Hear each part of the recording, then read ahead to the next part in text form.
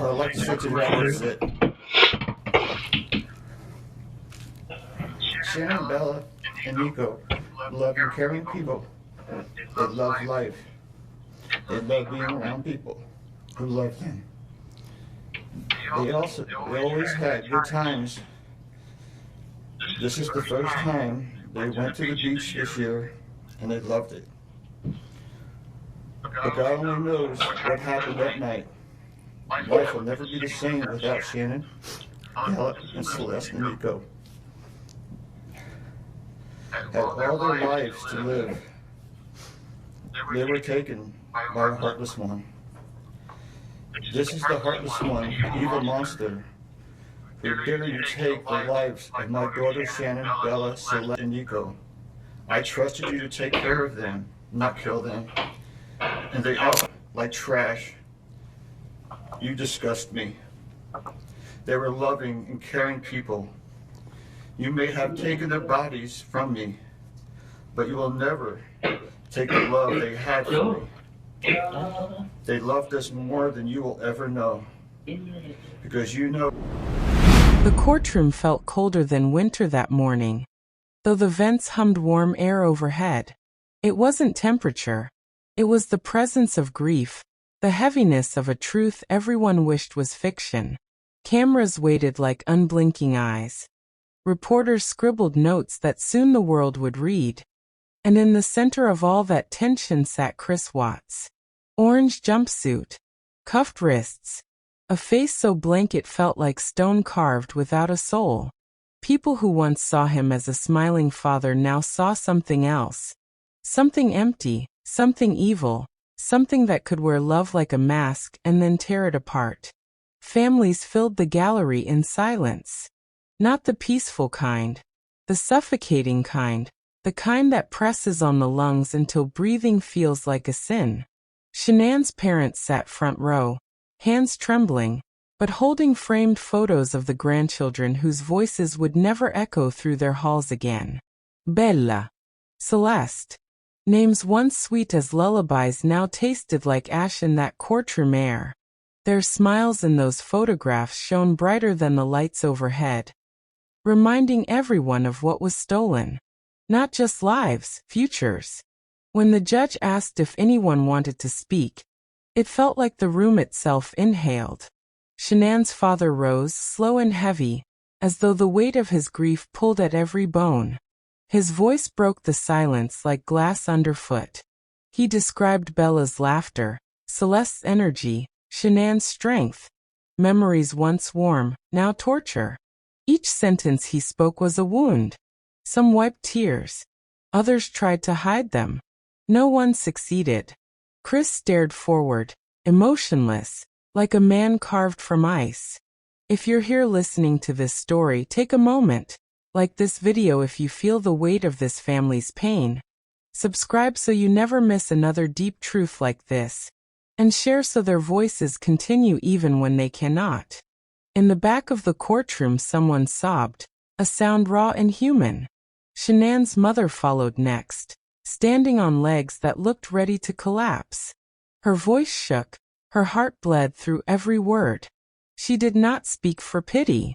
She spoke for justice. For memory. For children who once called him daddy. The monster remained silent. Shanann's mother stood at the podium as though the floor beneath her heart had vanished. She didn't bring notes, no prepared script, no legal language. She spoke from memory, from the warmth of childhood birthdays, from late-night conversations with her daughter, from the day Shanann first held Bella in her arms. Every word trembled. Yet every word cut deep, because love, when wounded, bleeds louder than anger ever could. She looked directly at Chris. Not like a mother speaking to a man, but like a mother staring into the shadow that took everything from her. Her lips quivered when she said Shanann was her life. Not part of her life, her life. The courtroom leaned forward, breaths held, hearts stiffened as she described the small things. The way Shanann laughed with her whole face, the way Bella twirled in princess dresses, the way Celeste followed her sister with fearless joy. These weren't just memories, They were ghosts walking the room. She begged the judge for justice, for the world to remember not the tragedy, but who they were before it. And in that moment, time itself seemed to pause, as though the courtroom walls absorbed her pain. Chris sat still. No te hagas. No he pas. Only a blink, slow and lifeless, like even remorse was too heavy for him to carry. Her voice cracked when she asked the hardest question of all. Why? Why did the man her daughter trusted, loved, married, give her death instead of protection? Why did her grandchildren die terrified in the hands meant to hold them? No answer came. Only silence, thick and brutal. When her words ended, she collapsed back into her seat, held tightly by the man beside her. But the grief in the room was not finished speaking. Shanann's brother rose next, younger, hardened, voice sharp with rage, pain, and betrayal. He didn't cry. Not one tear. He came to address the monster directly. Shanann's brother walked to the stand like a man carrying thunderstorms beneath his ribs. He was young, yet the weight on his shoulders aged him in seconds. His jaw was tight, his eyes red. Not from tears but from nights without sleep. Nights replaying the same question the world still asks. How could you? He didn't unfold paper or look down. His voice cut through the courtroom like a blade dragged slow across stone. He called Chris a coward, not in shouted rage, but in a tone chilling in its calmness. He spoke of trust, of family dinners, of childhood moments when he once believed Chris was good. He said every memory now tastes like poison. He said he wished he could go back in time, shake the world, scream warnings no one could hear. Someone in the gallery gasped. Another hid her face in trembling palms. There was no anger louder than his restraint. His pain wasn't a storm, it was a quiet earthquake, cracking everything in its path. He described Bella's drawings taped to walls, Celeste's tiny footprints still pressed into wet cement at the family home. Evidence of life, now haunted relics. He said he wakes every morning and remembers that they are gone. Remembers that their laughter is now only video clips. He said Chris destroyed innocence, not just bodies. That alone was unforgivable. Chris stared blankly ahead, barely blinking, like a man who had already left the room spiritually long before the sentence came. Then the clerk announced a final piece of evidence. A letter. A small folded page written years earlier in crayon, by Bella, addressed to her father. The courtroom held its breath as it was opened. Scrawled words, innocent, bright. Written by a child who loved the man who would end her world. Even hardened officers swallowed back emotion when they heard those 4 simple words read aloud. Daddy, I love you. The silence afterward felt like the universe itself grieving. If you are listening and your heart feels heavy, like this video, subscribe so these voices stay alive, and share it.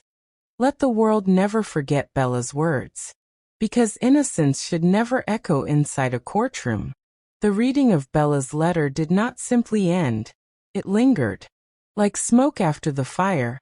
Like perfume on a folded dress long unworn. The courtroom sat frozen. Stunned by the cruel contrast between a child's pure love and the monstrosity of what followed. Some bowed their heads, others stared into empty space, lost in thoughts too painful to name.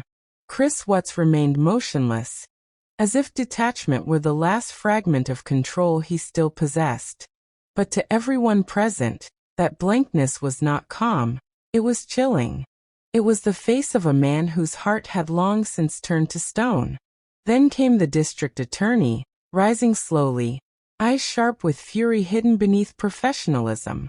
He walked across the room like someone approaching a grave, steady, respectful, but filled with fire. He spoke of evidence not in numbers or charts, but in voices silenced forever. He painted the real timeline of the crime, step by merciless step, each detail more unbearable than the last. How Shanann thought she was safe in her own home. How Bella and Celeste trusted arms that lifted them only to betray them. His words weren't dramatic. They were clinical, precise, surgical. The courtroom felt every cut.